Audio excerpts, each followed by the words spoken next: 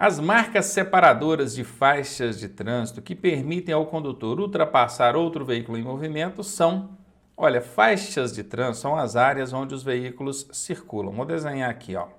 Nós temos aqui a margem direita da via e aqui a margem esquerda. Essas linhas divisórias, que aqui na questão foi chamado de, cadê? Marcas separadoras. Então essas linhas, essas pinturas longitudinais que tem aqui não são as faixas. As faixas são os espaços entre essas linhas. Então aqui nós temos, ó, esse espaço, né, que é a faixa mais à direita. Temos esse espaço aqui, que é a faixa central, e temos esse espaço aqui, que é a faixa mais à esquerda. Então isso são faixas. O que divide aqui são as linhas, as marcas separadoras. As marcas separadoras que permitem ultrapassar são quais, hein? As amarelas contínuas. Olha, a cor da marca aqui, ou da linha, não vai determinar se você pode ou não ultrapassar, tá? Então, o amarelo aqui, ela até determina que a via tem fluxos opostos, vai e vem carro, mas que ela permite ou proíbe ultrapassar, isso aí ela não faz. O que vai definir é isso aqui, ó, contínua. Aqui nesse desenho que eu fiz, elas são pontilhadas, né? Então, contínua é se ela fosse direta, né? Vou tentar desenhar aqui, ó, isso aqui seria uma faixa, uma linha, uma marcação contínua. Ela sendo contínua não pode ultrapassar, então não é essa a resposta. Brancas e contínuas, da mesma forma, a cor não determina se pode. O que determina se pode ou não ultrapassar é o fato dela ser contínua ou pontilhada, seccionada. Sendo contínua, não pode. Aqui a letra C já diz contínua, não pode. Seccionada, pode ultrapassar. E prestem atenção porque na prova ela pode cair seccionada, pontilhada, tracejada, interrompida. Tem várias formas de apresentar isso aí na prova, ok? Bom, antes da resposta, eu quero te avisar que eu criei um treinamento com todas essas armadilhas e pegadinhas, essas covardias que o Detran faz em prova. Se você quiser conhecer, eu vou deixar o link aqui na descrição e também nos comentários, fixados no topo. Confere lá. Opa, questãozinha grande aqui pra gente brincar, hein? Marcelo e Bárbara, obviamente aqui são personagens fictícios, hipotéticos, passaram na prova de direção veicular dia 19 de novembro de 2009. Muito bem, ó, 19 de novembro de 2009, o Marcelo e a Bárbara passaram na prova, pegaram a permissão deles, a habilitação provisória, né? E no dia 10 de dezembro do mesmo ano, ou seja, poucos dias depois, menos de 30 dias depois, eles certamente já com a PPD na mão, que é a provisória, eles foram flagrados avançando o sinal vermelho do semáforo enquanto se cumprimentavam. Olha que coisa curiosa, hein? Os dois tiraram carteira no mesmo dia, os dois avançaram o sinal vermelho no mesmo dia. Certamente parearam ali um com o outro, e no que foi olhar um para o outro para cumprimentar, minha carteira chegou e tal, avançou o sinal vermelho, quando viu já era. Então ambos aí avançaram o sinal vermelho do semáforo, quando estavam cumprimentando. O que aconteceu com eles, além de ter que pagar a devida multa? Obviamente vai chegar uma multinha gravíssima ali para eles, que é o avançar o sinal vermelho do semáforo. E o que mais? O pessoal sabe que quem tem carteira provisória acontece algo mais aí, não acontece? Vamos analisar lá. A alternativa A diz que a CNH foi suspensa. Olha, não é nem CNH que eles têm, né? Porque eles acabaram de se habilitar. Qual a habilitação que eles têm? É a PPD, é a permissão para dirigir. Então, CNH, não. Alternativa A, fora. A alternativa B diz a PPD, agora sim, a permissão para dirigir deles, a habilitação provisória, foi suspensa e tiveram que frequentar curso de reciclagem. Gente, se você cometer uma infração gravíssima com habilitação provisória, ela será suspensa? Negativo. Vocês que tiraram a carteira, vocês que vão tirar agora, devem ficar sabendo que com habilitação provisória cometeu qualquer infração grave ou gravíssima, ela vai ser cancelada. Então, ela não vai ser suspensa, não. Alternativa B, fora. Aqui na alternativa C, diz que a PPD, tudo bem, tá certinho, foi cassada ou cancelada. Aqui não foi colocado cancelada entre parênteses aqui, porque, de fato, quando usa-se o termo cassada, exigiria-se, nesse caso, um processo administrativo para a pessoa ter ampla defesa para chegar à cassação da PPD. Apesar do Código de Trânsito prever essa cassação da PPD, não é exatamente assim que acontece. O que acontece é que a pessoa tem a sua PPD cancelada. Ele não consegue pegar a CNH, que é a habilitação definitiva. Então, por isso que aqui o examinador colocou cassada ou cancelada, que é para evitar qualquer contradição nesse sentido. Aí ficou bem ampla a pergunta para não ter contestação. Então, a PPD foi cassada ou cancelada e tiveram que reiniciar todo o processo de habilitação. Sim, é exatamente isso. O Marcelo e a Bárbara aqui avançando o sinal vermelho do semáforo, estando com a habilitação provisória, eles vão perder essa habilitação provisória, tem que começar tudo de novo para poder conseguir outra habilitação, né? Alternativa C é a resposta. E a alternativa D também já fica eliminada porque já começa falando de CNH. O Marcelo e a Bárbara ainda não têm CNH, eles têm PPD, né? Porque tiraram carteira 19 de novembro e aconteceu em 17 de dezembro do mesmo ano, poucos dias depois. Então a alternativa C é a resposta. Após dirigir o dia inteiro, você percebeu que precisa completar a água do radiador. Então deve-se. Olha, radiador é a principal peça do sistema de arrefecimento que controla a temperatura do motor, né? Aqui já tem um problema que a pessoa esperou, ela dirigiu o dia inteiro para depois verificar que precisava completar a água do radiador. O ideal é que faça isso de manhã, né? Você pode danificar aí o veículo andando com pouca água no sistema. Tudo bem, já que o examinador colocou aqui, vamos analisar assim. Após dirigir o dia inteiro, percebeu que precisa de água no radiador, aí o que você vai fazer? Desligar o carro e completar o nível com água fria. Gente, você jogar água fria num sistema ali que está superaquecido, há uma grande possibilidade de ter danos ali ao motor e inclusive trincar o bloco. E aí tem um macetinho nisso aí, que eu não sei se você já aprendeu isso lá na sua aula de mecânica, que o desligar o carro é prejudicial, porque aí você evita que a água circule, ela já cai direta, fria. No sistema ali é ruim. Então o ideal é que a água misture, essa água fria misture com a água que já está quente ali no sistema, para ela pelo menos mornar e não chegar fria lá no motor, né? Então o desligar aqui vai impossibilitar essa mistura da água. Então você pode riscar essa letra A aqui que está errada. A letra B, ligar o carro e completar o nível com água fria. Opa, aqui tudo bem, está falando da água fria, que é um risco nesse motor super quente, mas o carro ligado faz com que a água se misture ali com aquela água quente que já está no sistema e não chega lá fria no motor, correndo o risco de danificar o motor, trincar o bloco ou coisa do tipo. Então pode ser a alternativa B. Ligar o carro e completar o nível com água fervendo. Você não vai jogar água fervendo num sistema que é para resfriar o motor, né? Nada a ver. Todas as alternativas estão corretas? Não, não estão. A alternativa D está fora. Essa questão, para quem não entende nada de mecânica, não sabia a resposta aqui, a resposta é B, né? Para quem não sabia, ela tem um macete. Ela tem alternativas contraditórias. Eu ensino lá no nosso curso que alternativas contraditórias elimina as demais. Então você veja, ó, aqui na alternativa A, desligar o carro e completar o nível com água fria. A letra B, ligar o carro e completar o nível com água fria. Uma fala para desligar, a outra fala para ligar. As duas estão certas? Não podem, porque aqui a alternativa D já disse, todos estão corretos? Ou liga ou desliga.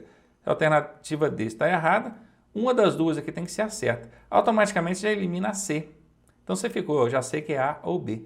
Porque uma fala que é, a outra fala que não é, uma das duas tem que ser a resposta. Nesse caso aqui, alternativa B. E ainda que você tivesse que chutar aqui, você ia chutar entre duas alternativas, o que ficaria bem mais fácil, claro. Dirigir com atenção. Prever o que vai fazer e tomar as decisões certas para evitar acidentes é conceito de quê? Poxa, dirigir com atenção, prever os perigos e decidir corretamente para evitar acidente, direção dispersiva? Não.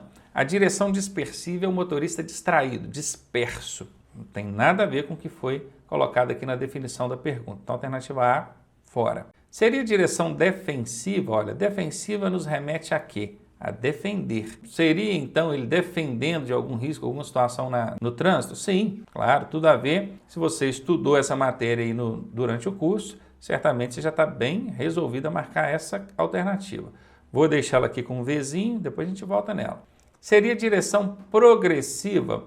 Olha, na verdade, dentro dos conceitos que a gente estuda de direção defensiva, nem existe esse progressiva. Alguém pode até imaginar o que seria uma direção progressiva, mas seria por conta e imaginação dele, porque não existe esse método, essa técnica, essa metodologia dentro dos conceitos de direção defensiva. Então aqui o examinador inventou, ele inovou para tentar te induzir ao erro, a alternativa C está fora. Seria direção agressiva? Essa existe. Existe a direção agressiva apontada dentro da direção defensiva.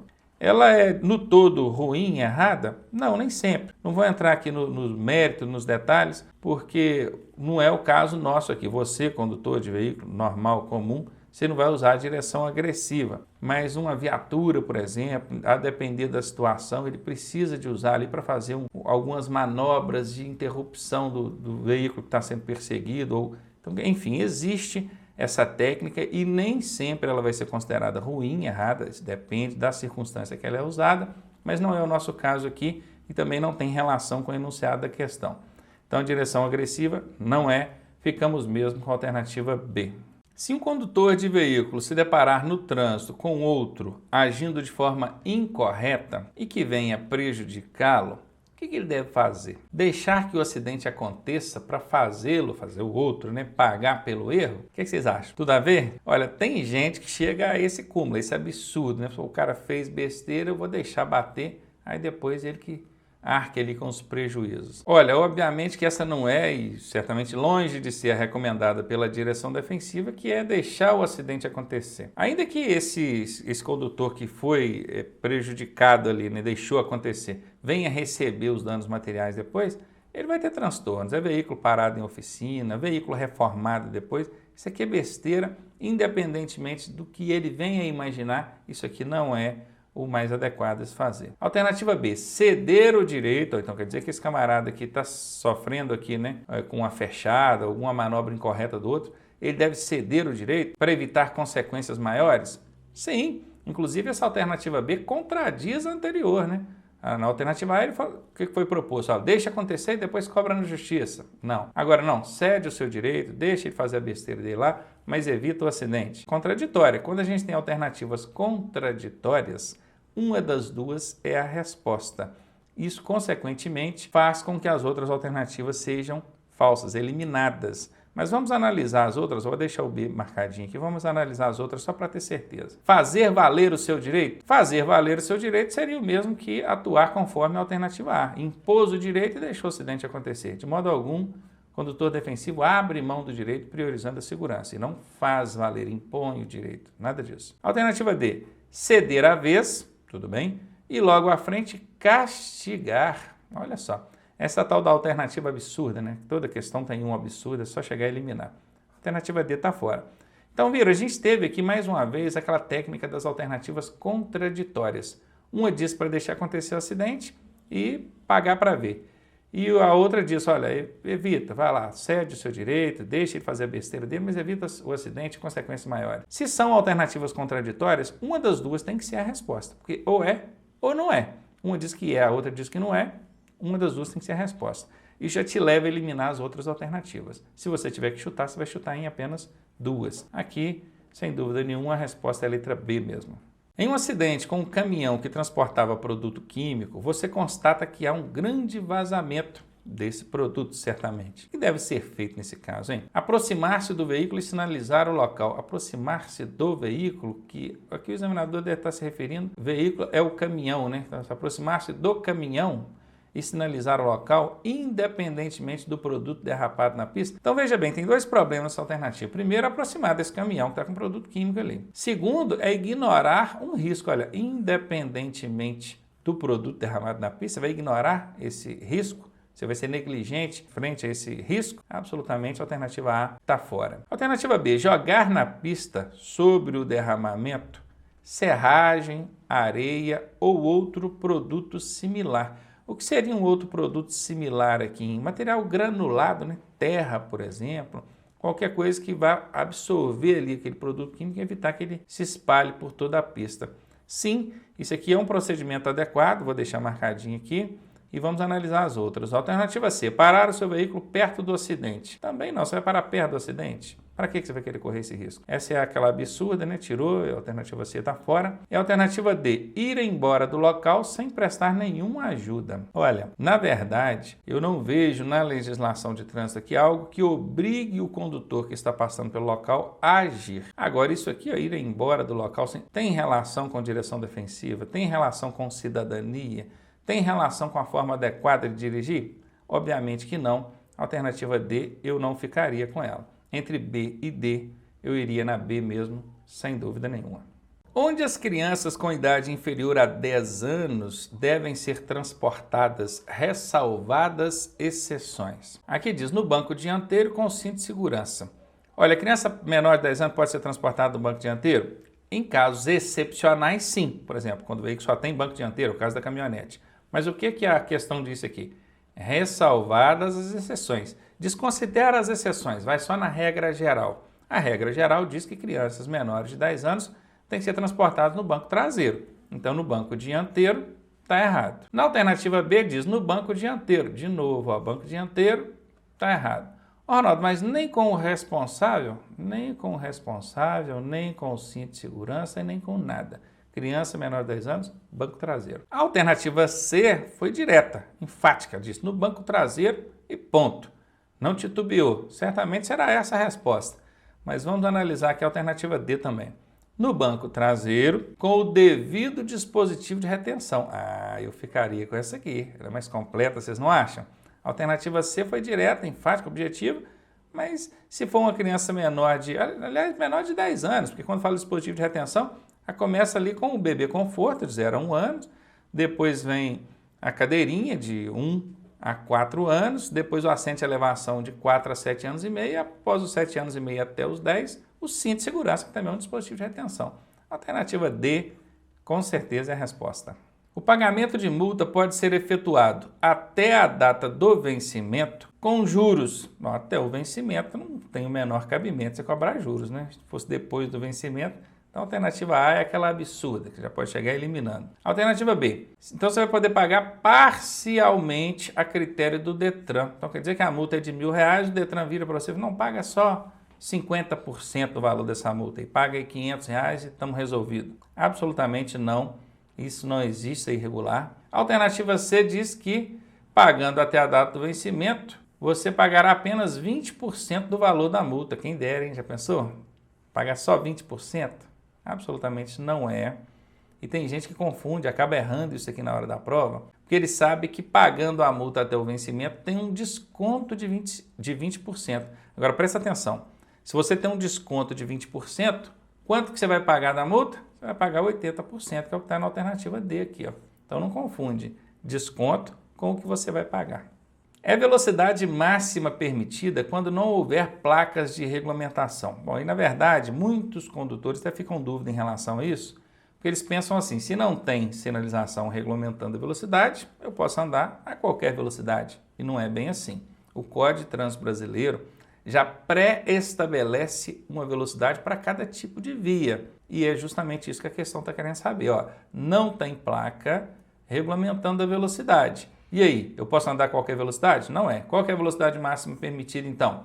A alternativa A diz que é 110 km por hora nas rodovias de pistas simples para veículos leves. Olha, o código nem fala veículos leves, fala automóveis, caminhonetes, caminhonetas, né? Não é veículos leves o termo usado, não. E ainda que a gente considerasse isso aqui, né, de veículos leves como sendo correto, 110 para pista simples está errado, seria 100 km para pista simples e 110 para pista dupla. Então aqui está fora, a alternativa A está errada. 80 km por hora nas estradas? Não, nas estradas é 60 km por hora, a alternativa B está fora. 40 por hora nas vias coletoras, são vias de bairros? Sim, essa é a resposta. E a alternativa D ainda diz 20 por hora nas vias locais. Não, vias locais são 30 por hora. Ô Ronaldo, mas como é que eu faço para poder saber isso? Cursinho lá, né?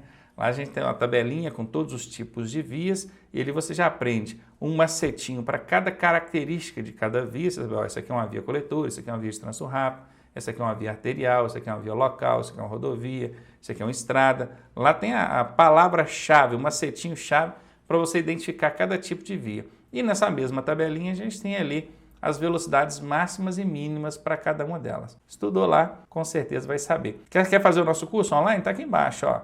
Embaixo aqui, vou até colocar aqui, ó. Embaixo de mim aqui, ó, estou passando aqui, ó, amarelinho, autoescolaonline.net, vai lá em cursos online e faça a sua matrícula, com certeza você vai aprender isso aí também.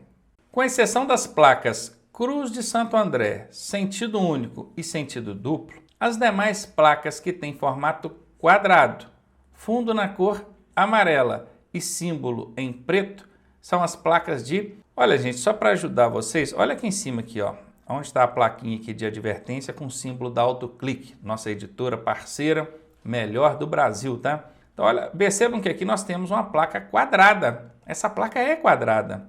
Tem gente que acha que não, isso é um losango. Não é losango, isso é um quadrado colocado de forma inclinada. O que é um quadrado? É uma forma geométrica que tem 4 lados com a mesma medida, 4 lados iguais, né?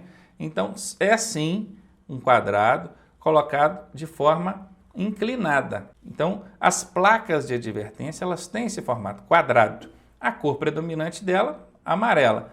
E a simbologia que vem dentro dela é preta, que obviamente não é uma placa de trânsito, né? A gente usou o fundo de uma placa de trânsito para fazer a logo da AutoClick aqui, mas vocês sabem que as placas de advertência têm a simbologia aqui dentro preta. Então, essa placa aqui que a questão está querendo se referir, tá? Ó, placa de advertência. A de indicação não é placa de indicação, são aquelas de serviços auxiliares, azuis, tem aquelas de indicar atrativos turísticos, marrom, e tem, né, educativas, fundo branco com mensagens, identificação de rodovias, enfim, tem várias ali. As de regulamentação são aquelas no formato circular, né? Tem a borda externa vermelha, o fundo branco e a simbologia em preto, também não é essa. E tem de sentido obrigatório, isso nem é tipo de placa, né? Pode até ser um significado de uma delas, mas não é tipo de placa não. Nós temos, na verdade, 3 tipos de placa, que é o que a gente chama de RAI. Vou até escrever aqui, ó, RAI. Eita RAI, hein? Que é regulamentação, advertência e indicação. Advertência está aqui, regulamentação está aqui, indicação está aqui. Esse sentido aqui, isso aqui é significado de uma das placas de regulamentação, tá? Nada a ver. E aqui, só para completar, não deixar vago, quando o examinador disse Cruz de Santo André, que placa é essa? É aquela placa que tem um formato um X assim, ó. Sentido único. Por que a placa de sentido único não é quadrado? Se você olhar lá no seu livro, você vai ver. Ela é retangular assim, ó, com uma setinha apontando para um lado ou para o outro, né? E tem a sentido duplo, que também é retangular, com a setinha apontando para os 2 lados. Essas são as 3 únicas placas de advertência que não têm o formato quadrado. A resposta dessa questão, letra A.